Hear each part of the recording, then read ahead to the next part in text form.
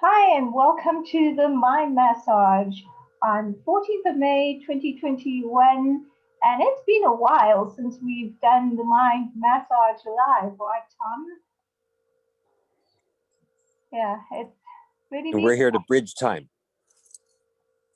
I like that. I like that concept. There is no concept of time, it is just a construct.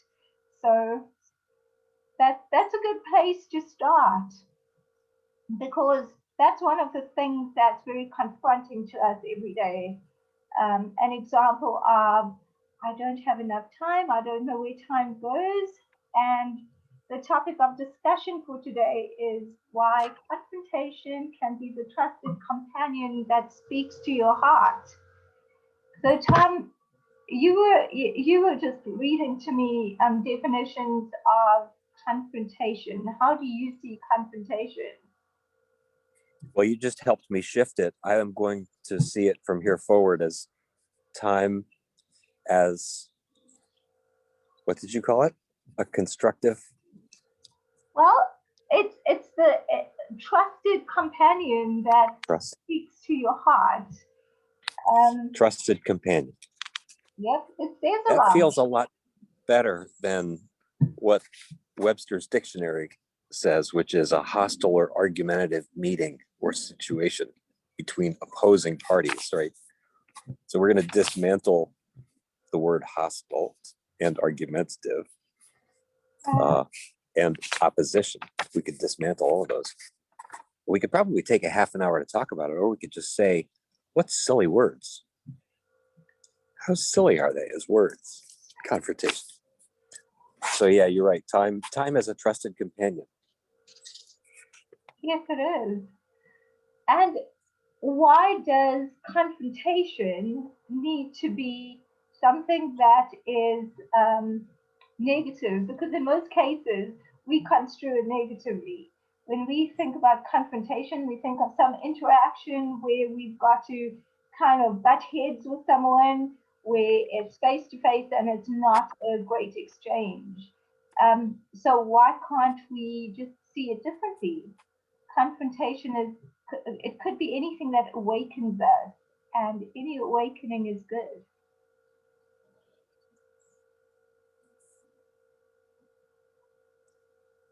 And why? I'm actually feeling that. I'm actually practicing feeling that awakening. We often think we're supposed to do something with the feelings, yeah? Even with an idea that lands brilliantly. And we nod and we say, yeah, yeah, yeah. Or on the other end of the spectrum, the tax collector shows up and we fetch and craw and moan and but what if everything that did show up really was a trusted companion?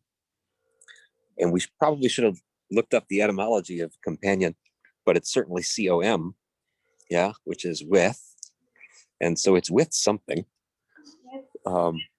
Maybe somebody on the call here knows what the etymology is. And I think we're going to do a little exercise to really be with, right? Yeah. Companion is with something. Not at, And not against. yeah. And even when there is a feeling that's, we can paint the metaphor of saying, are you going upstream or downstream? Are you going with the current or against the current? And we have so many popular metaphors, I think, that say that ease and serenity are when we go with the flow. Mm-hmm. And there's nothing wrong with that. But what happened to all of the social metaphors that made it perfectly easy and simple to be a warrior? Maybe not easy, right? But simple. And a lot of the spiritual traditions really talk about confrontation, and they talk about meeting life on life's terms in a very upstream way. Yeah. And we're in a time where I don't think anybody on the planet right now is without confrontation. Yeah, and I don't think there probably ever is, but we're certainly aware of it now. And it's interesting how it's become part of our daily dialogue, just to Uh, the idea that confrontation is on the increase actually is a confronting idea for most people. Oh, yes. Yeah. And what if confrontation on the increase is just the way it is? What if that's not a confronting idea at all? What if it's not a transgression against the way things should be? What if things are supposed to be more and more confronting as we go? What if it's always been that way? That could definitely be, yes. That confrontation is just, it's just part of the flow. Why does it have to be something that's separate, something that is not part of us? And it actually begins with the ideas, the old ideas that we had, and as we evolve, the new ideas that this version of ourselves has. Um, and maybe this is a good time to start your exercise, Tom. That's a beautiful context for it, actually. Yeah, I love that idea that, we have the idea that there is maturity. We have the idea that something is either is built or mature or something. And again, a lot of our social constructs, our education models, our family models, our how do you become a responsible citizen models, right? How do you become a responsible employee and a valuable worker and a valuable piece of whatever institution is important to you? You become mature in your skill sets. You become mature in your thinking. And maybe that's a little bit of a cheat against what's possible too. The idea that we could be always maturing. And if we really are mature and we're comfortable with the one that we were yesterday, the person that we were yesterday, we're probably not in contact with things. Yeah, because that's not the way Mother Nature works. Mother Nature says, you're going to be a little different today. Come on along, right? Yes, where we can be, um, where we can be different, we can allow ourselves to be different, because often just that idea that everything was so comfortable and we were in this neat, well-defined box, and everything about our lives we knew every little corner of this box, and we knew the extent, we knew the limits, and we knew where this box is placed, and who is outside this box and who is inside the box with us. And then we get to a point where we kind of transform the box just by being, just by evolving. And then it becomes different. And what's confronting is that we don't have the same things in the box or out of the box, and the box doesn't even look the same. In fact, maybe there isn't a box after all. So we either create a little box and we shrink, or we just allow ourselves to be with what is. And that moment where we make that choice that is uncomfortable, that is the confrontation. But it's a gift because we get to make that choice. Beautiful. So let's start there in that box. And we'll just do a little 3, 4, 5 minute exercise here. And welcome everybody. And thank you for joining us here. And feel free to close your eyes or not. It's actually a little bit easier if you close your eyes because the box gets smaller. Yeah. And meditation sometimes is thought of as a comfort and a rest spot. And it doesn't have to be. Meditation can actually be quite uncomfortable sometimes. And really what we're after is sharpening our skills, our attention skills. And we talk a lot about awareness. And as Hasina was mentioning earlier, it's kind of an open-endedness. That's awareness itself is pretty esoteric. So we're going to use the word detection today. Detection. So detection doesn't even necessarily mean that you've noticed anything. Detection simply means there's contact been made. And then there's a second layer of noticing. And then there's tracking. And so we're going to close our eyes here, if you'd like. And this is the C part of the meditation. just going to do it very quick, noticing what you're seeing. And you don't have to be still. Your eyes can be moving if you like. It's a little bit easier if you let them rest and let your eyeballs, let the sockets relax. And just notice the colors, notice the shadows. You might notice a shape.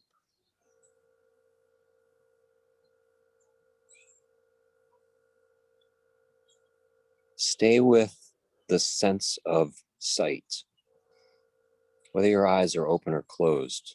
Notice how the brain wants to bring in some of the other information, but stay with the vision right now.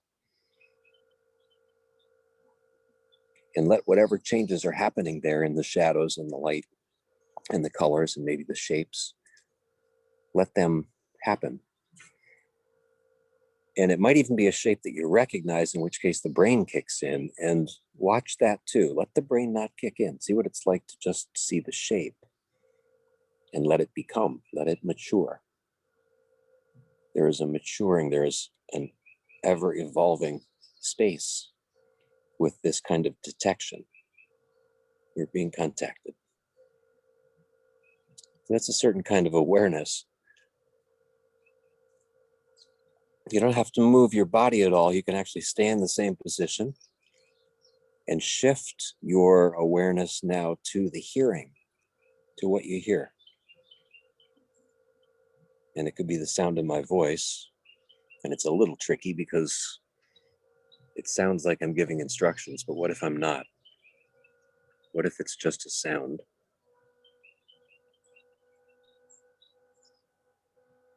And let yourself just detect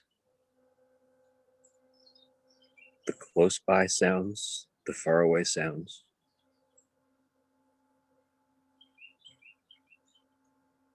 You might even hear things from within your body.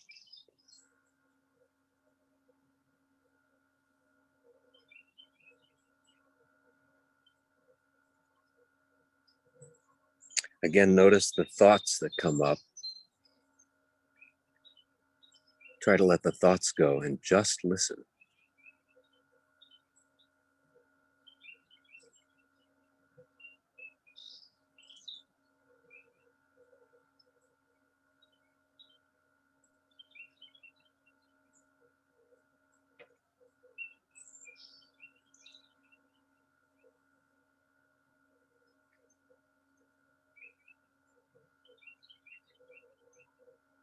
And the next time you exhale, exhale out, out, out, out, out, out, out, out, out. Don't force anything, but then just let your body naturally fill from the inside out.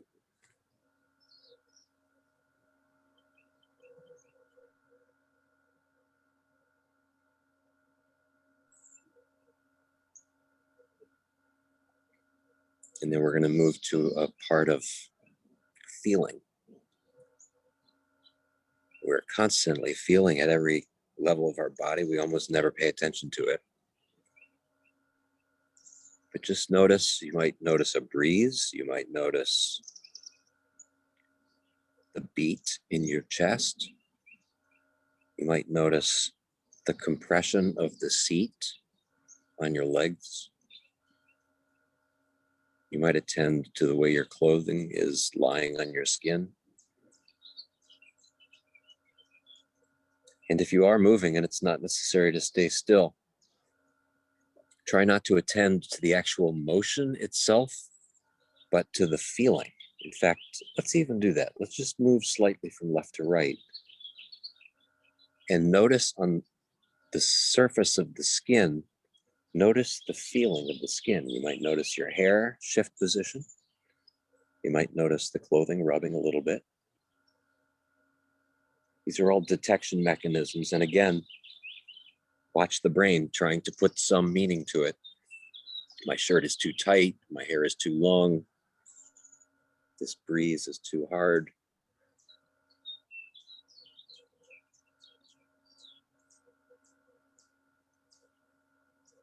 So let's come back to still again. This was a really short exploration, but these are the kinds of things that we can do, knowing, just let your eyes gently open at their own pace. And these are the kinds of exercises that we can do to give ourselves just some practice. It's meditation often is not about an insight or a goal for sure, but becoming practiced at surrendering most of what we think we understand. Most of what we think we understand is yesterday's competence, as Hasina was pointing out, and may have something to do with the day that's on the way, but very often is a memory of an institution, again, may or may not be relevant, against which the natural evolutionary forces of nature and society will bring confrontation. It is our necessary evolution. Yeah, we're supposed to be something different. And confrontation as a gift, that trusted companion, confrontation as the trusted companion can be just the thing for the moment. It can just be the thing without meaning. It can be the feeling of the breeze. It can be the shadow in your eyes. And it can be that sound of that bird, even though I put a noun on it, the sound of that thing that people used to call birds before we learned how to let go of labels, right? And yeah, so that's the sense of confrontation can be that. And it's certainly a lifelong practice. You know, people who meditate for years and years and years know that they have barely scratched the surface of their ability to surrender.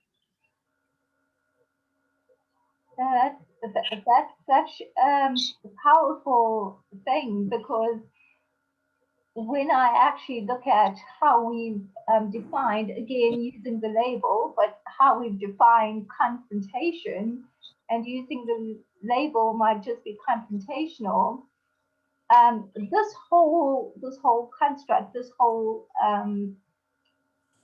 show that we're doing, this whole podcast, has had confrontational elements for me.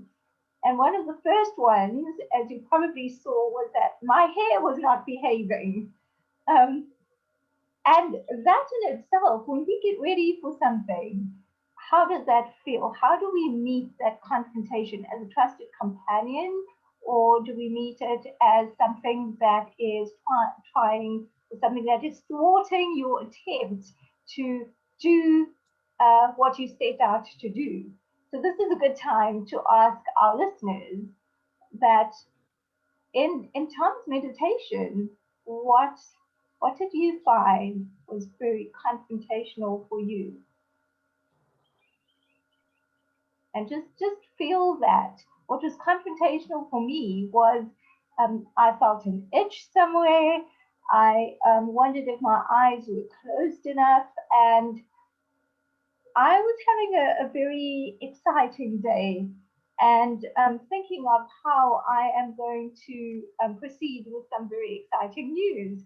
And that thought just kept on coming back. And I was like, no, I want to be quiet during this meditation, still myself. My mind was not stilling. And that again was a confrontation. So, how can you collaborate with these little things that we see as not conforming with our intentions or not conforming with our expectations? How do we handle that? Can that be a trusted companion that we take to our hearts and say, it is what it is. Where to from here? What's good about this? What's amazing about this? Or is it something that we think next time I must do better? And that's a question. Let's just ask ourselves that. Just helped me come up with a really great new word.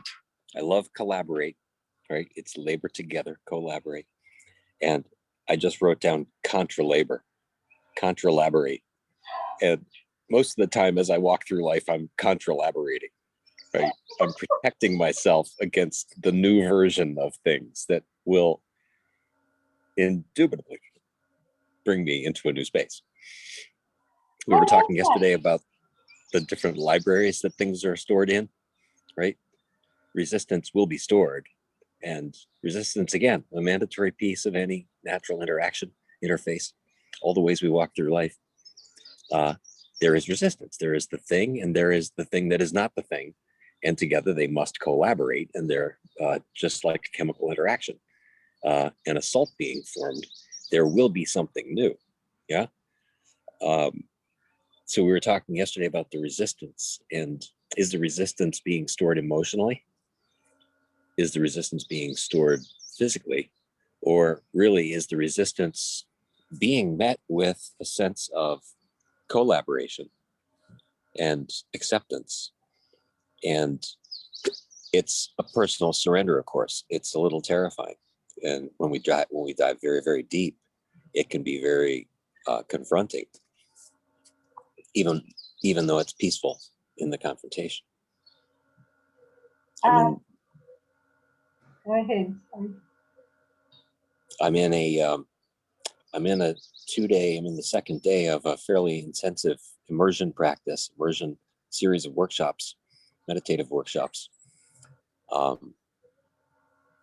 And this kind of exploration sounds on the surface like it might be a bit of a break. And it's actually some of the hardest work I've done this year. It's really interesting. And it's about doing nothing. This is a very, very hard time for most people to do nothing, right? Or what feels like nothing in all of the other constructs that we've put together, right? It doesn't match any of the other get work done, get boxes checked, get family responsibilities taken care of, right? It doesn't match any of those. And so it doesn't feel like, quote, doing anything. Mm-hmm.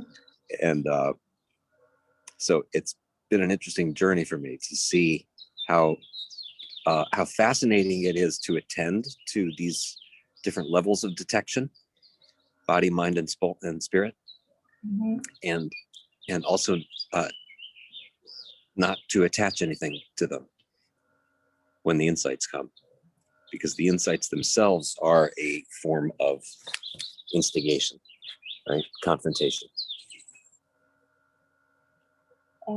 That when you talked about doing nothing, here's a question for our listeners: can you do nothing? Can you just do nothing? And most people start, their hearts start beating a little faster and thinking of all the things that they have to do. And I love the word you used about collaborating. Can we collaborate with these ideas? As you were doing that meditation, what came to mind, and I wrote the word birthing, because birthing is often something where, as we evolve, when we collaborate with these ideas, we start birthing something important. And of course, that's where labor comes in. So that was a very interesting insight, which I'd like to explore further. The whole collaboration and birthing. Can you birth something when you decide to do nothing? And can you collaborate with that idea of just letting go, doing nothing? The confrontation we often feel is out there. It's something that's beyond us, where we come with ourselves and our ideas, and we enter an interaction, and it may be a confrontation. What if we just accept that there is nothing out there? There's no confrontation out there. The confrontation's in here. And if we learn to collaborate and birth the new version of ourselves within, then there is no confrontation out there. And can we be okay with no confrontation?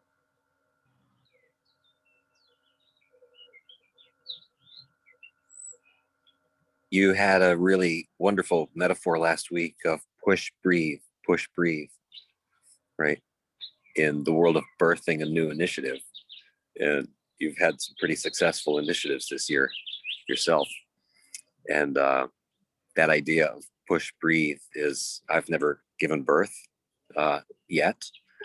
And it's not in my future. At least it's not it doesn't look like it's in my future, but I'm willing to be confronted with the idea, right?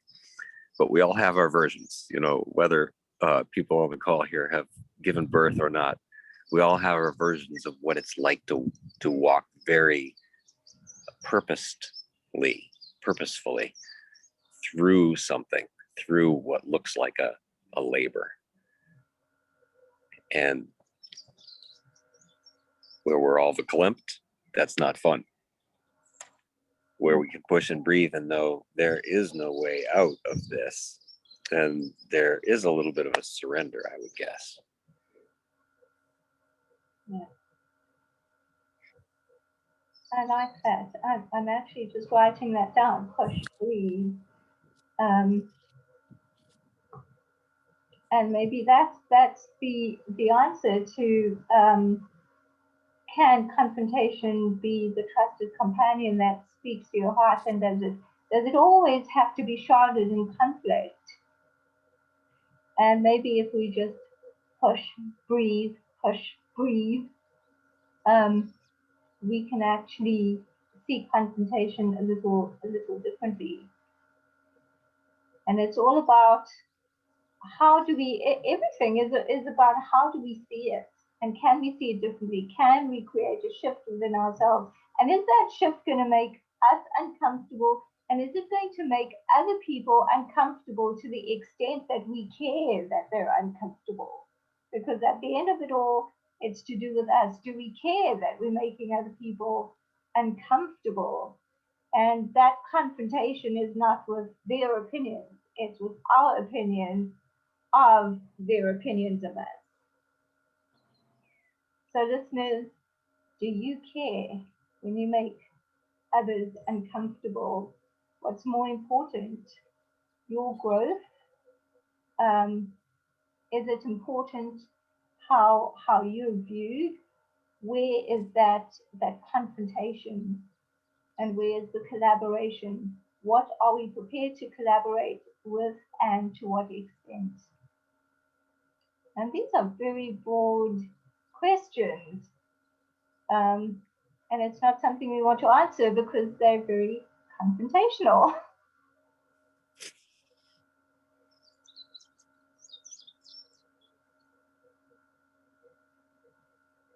One little last thought: in the world of regenerative work, in the world of being physically regenerative, and I was thinking yesterday how common the phrase anti-aging has become, and we have many metaphors in many different well-being platforms that speak similar things: anti-inflammatory, anti-aging, anti-something, whatever it is you're afraid of, anti-that, right?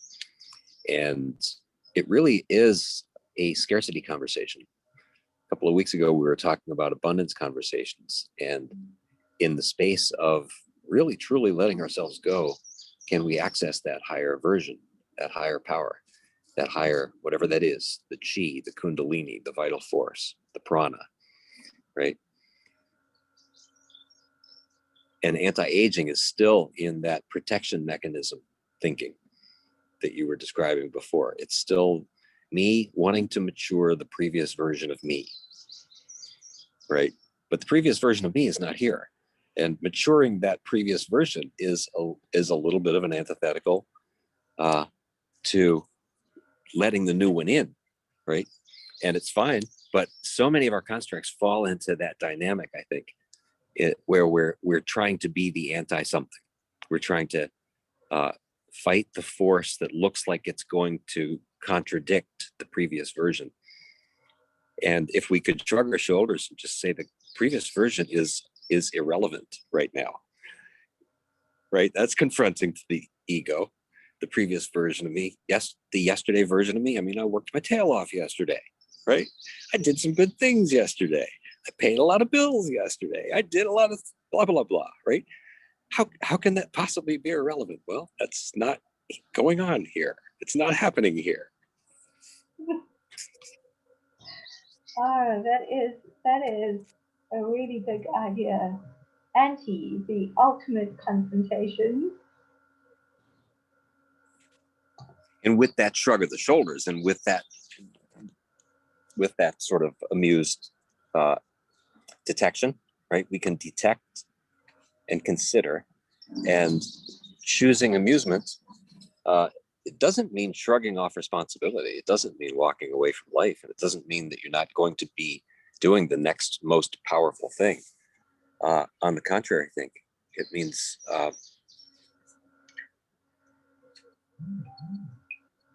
we have a chance of not taking ourselves so seriously, that we really can let that abundance mentality show up. Yeah. That's a good place to just leave it and let us all not necessarily ponder that, but let us all feel our way into that. Whether there's an idea that we're struggling with, or whether we feel there is an interaction that makes us feel uncomfortable, get right to it. The confrontation is within us. Let's get back there, because the conversation is between me and me. This is a good note to kind of stop on and just continue individually with that thread. And perhaps in our mind massage group on Facebook, the mind massage, for those of you who don't know, continuing this conversation about what is confrontation. So this will be great. Please let us know your thoughts, your comments, what came to you from this particular conversation. And we will see you next week at the same time, 1 p.m. Eastern, 7 p.m. South African time on Friday the 21st. And I am, as usual, so honored to present here with Dr. Tom Ackland. Thank you, Tom. And thank you. Have a beautiful day, everybody. Bye, everyone.